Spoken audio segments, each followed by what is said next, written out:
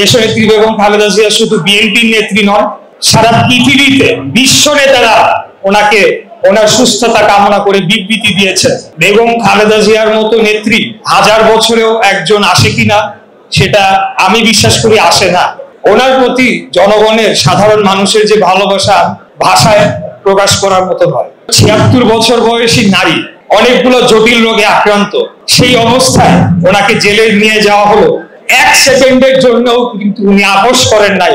দেশনেত্রী বেগম খালেদা জিয়া যদি গণতন্ত্র পুনরুদ্ধারের আন্দোলনে আপোষকামিতায় যেতেন, তাহলে আমি মনে করি ২৪-এর গণঅভ্যুত্থান কেন ১০০ বছরে আওয়ামী লীগকে হটানো সম্ভব হতো না। বিগত ৩-৪ দিন আমাদের জন্য বেশ কষ্টকর ছিল, কষ্টময় ছিল এই কারণে যে আমাদের নেত্রী দেশনেত্রী বেগম খালেদা জিয়া তিনি অত্যন্ত সংকটাপন্ন অবস্থায় ছিলেন এবং একটা শঙ্কা তৈরি হয়েছিল সারা বিশ্ববাসীর মাঝে। আলহামদুলিল্লাহ উনি এখন একটু আগে যে খবরটি পেলাম আমরা, আগামীকাল সম্ভবত উনি লন্ডনে আরো উন্নত চিকিৎসার জন্য যাত্রা করবেন এবং আমরা সবাই মহান আল্লাহ তাআলার কাছে দোয়া করি যাতে উনি পরিপূর্ণভাবে সুস্থ হয়ে আমাদের মাঝে ফেরত আসেন। মহান আল্লাহ তাআলা যাতে ওনাকে দীর্ঘায়ু করে।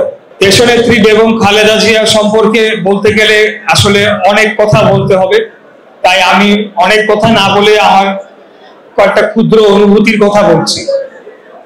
আমি আসলে মন থেকেই বিশ্বাস করি যে বেগম খালেদা জিয়ার মতো নেত্রী হাজার বছরেও একজন আসে কিনা সেটা আমি বিশ্বাস করি আসে না। অনেক নেতা এসেছে এবং আগামীতেও আসবে, কিন্তু একজন মহিলা যিনি একজন গৃহবধূ ছিলেন, পরিস্থিতি ওনাকে সামনে নিয়ে আসে রাজনীতির মাঠে এবং তিনি রাষ্ট্র পরিচালনার দায়িত্ব একাধিকবার পালন করেন। ওনার প্রতি জনগণের সাধারণ মানুষের যে ভালোবাসা আমিও নিজেও দেখেছি, সেটা আসলে ভাষায় প্রকাশ করার মতো নয়। সেই কারাগারে পুরানো ঢাকার যে জেলখানায় উনি ছিলেন, এখানে আপনাদের অনেকেই ওই জেলে একাধিকবার দীর্ঘ সময় থেকেছেন, আপনারা জানেন কি কষ্টকর। আমিও জেলে থেকেছি, কিন্তু পুরনো জেলে থাকা হয় নাই, কিন্তু জেল জীবন কি কষ্টকর হতে পারে আমার কিছুটা হলেও ধারণা রয়েছে। তো একজন ৭৬ বছর বয়সী নারী যিনি লিভার সিরোসিস সহ অনেকগুলো জটিল রোগে আক্রান্ত, সেই অবস্থায় ওনাকে জেলে নিয়ে যাওয়া হলো। এক সেকেন্ডের জন্য কিন্তু উনি আপোষ করেন নাই। ওনাকে বারে বারে তখন সরকারের পক্ষ থেকে বা তৎকালীন ফ্যাসিবাদী সরকারের পক্ষ থেকেও বলা হয়েছিল যে উনি যদি নির্বাচনের বিষয়ে অংশগ্রহণের সম্মতি দেন অথবা একটা আপোষে যান, তাহলে বিরোধী দলীয় নেত্রী হতে পারবেন, ওনার মামলা উঠে যাবে, উনি আরো উন্নত চিকিৎসার জন্য সাধারণ জীবনযাপন করতে পারবেন। কিন্তু বাংলাদেশের জনগণকে যেমন তিনি এক সেকেন্ডের জন্য ছেড়ে চলে যান নাই, একইভাবে তিনি বাংলাদেশের স্বাধীনতা, সার্বভৌমত্ব, জনগণের অধিকারের জন্য এক সেকেন্ডের জন্য তিনি আপোষ করেন নাই। তিনি জানতেন না অনিশ্চিত ভাবে তাকে যখন জেলে কারাবন্দী করে রাখা হয়েছিল। তো এটা আমি মনে করি যে বেগম খালেদা জিয়াকে নিয়ে ভবিষ্যতে অনেক গবেষণা হবে, অনেক পড়াশোনা, অনেক রিসার্চ হবে। এরকম একজন নেত্রী আমরা পেয়েছি। আমি আসলেই বিশ্বাস করি যে দেশনেত্রী বেগম খালেদা জিয়া অতীতের যে কোনো, আমি বলবো যে আমাদের জীবদ্দশা, আমাদের জেনারেশন যারা রয়েছে, এরকম একজন নেত্রীকে যে আমরা দেখে যেতে পারছি। এবং উনি গ্রেফতার হওয়ার পর মাঝে মধ্যে হয়তো আপনাদের মধ্যেও এটা হয়েছে, অনেক সময় আমরা দুঃস্বপ্ন দেখেছি যার হয়তো ওনাকে দেখতে পাবো না, উনি হয়তো আর জেল থেকে বের হবে না, হাসিনা নামের যে ভূত এটা আমাদের ঘাট থেকে যাবে না। তো সেই সময়টা খুব কষ্ট হতো।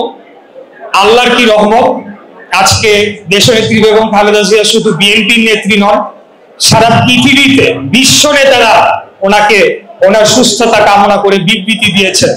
এমনকি যারা তাকে জেলে নেওয়ার পেছনে দৃঢ় ভূমিকা পালন করেছেন, সেই সকল রাষ্ট্র নেতারাও আজকে বাধ্য হয়েছে।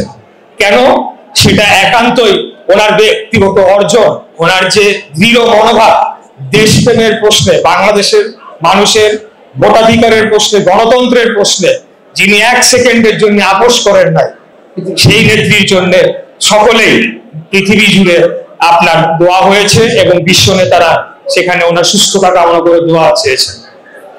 আমরা আসলেই ভাগ্যবান যে দেশনেত্রী বেগম খালেদা জিয়া যদি এই গণতান্ত্রিক আন্দোলন, গণতন্ত্র পুনরুদ্ধারের আন্দোলনে ওনার যে ত্যাগ, সেটা যদি উনি স্বীকার না করতেন বা কোনো ধরনের আপোষকামিতায় যেতেন, তাহলে আমি মনে করি 24-এর গণঅভ্যুত্থান কেন 100 বছরে আওয়ামী লীগকে হরানো সম্ভব হতো না।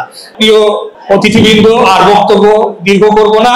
আমাদের এখন চাওয়া পাওয়া একটাই, আমাদের নেত্রী যাতে পরিপূর্ণভাবে সুস্থ হয়ে বাংলাদেশে ফেরত আসেন এবং আমাদেরকে আবারও নেতৃত্ব দিয়ে বাংলাদেশ যাতে মাথা উঁচু করে দাঁড়াতে পারে, সেই রকম একটি রাষ্ট্র করার ভিত্তি তিনি করে দিয়ে যেতে পারেন, সেই আশাবাদ ব্যক্ত করে আমার বক্তব্য শেষ করছি।